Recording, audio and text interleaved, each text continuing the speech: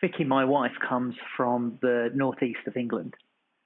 Her parents still live there, so from time to time we go back, or at least back in the days when we were allowed to visit whoever we wanted, whenever we wanted to, we used to go back fairly regularly. And normally, because of work and school, we'd end up travelling on a Friday evening and coming back Sunday. Unfortunately, a Friday evening, and indeed a Sunday during the day, but particularly Friday evening, at the time when the whole of the rest of the world seems to be trying to travel up the A1 as well. After one memorable occasion where it took us 3.5 hours just to get to Peterborough, we came up with a plan. We'd travel home at night. We'll get the kids in their PJs just before bedtime, and we will travel then. The roads will be much clearer. And we were right, the roads were much clearer when we travelled at night, much less busy. What we didn't bank on was the A1 being closed overnight for roadworks, and the longest diversion I have ever been on in my life.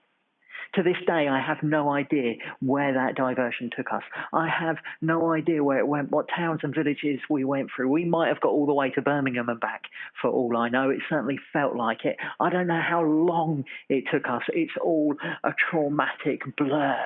It seemed like an endless night of following black arrows on yellow signs. And when you're on a diversion like that, you have to trust the signs, don't you? You don't know where you're going. You just have to follow the arrows and hope that no local scallywaggers switch them around the other way. You'll be pleased to know that we did get home in the end, and we have never tried travelling at night again. It was far, far too traumatic. Of course, the story of the first Christmas has some people following not yellow signs off the A1, but a star from their home in the east. They didn't know where they were going either. After Jesus was born in Bethlehem, it tells us, in Judea, during the time of King Herod, Magi from the east came to Jerusalem and asked, "Where is the one who has been born the King of the Jews? We saw his star and have come to worship him."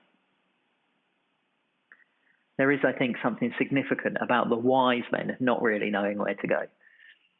God set the star in the heavens, calling them to come and to see, to come and to meet Jesus.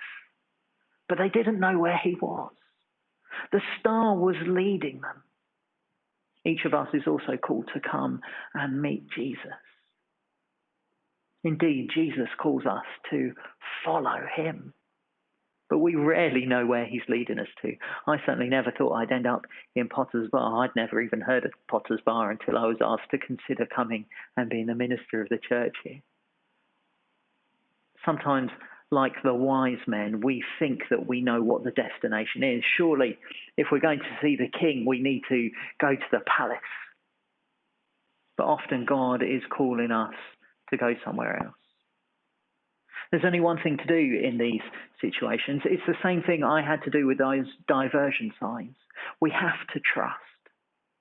We go where God is calling. We follow the star. We follow Jesus.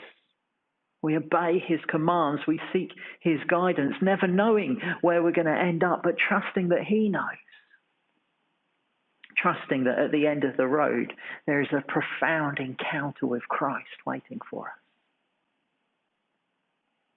I wonder what God wants you to do in the future. I wonder what star he wants you to follow in 2021.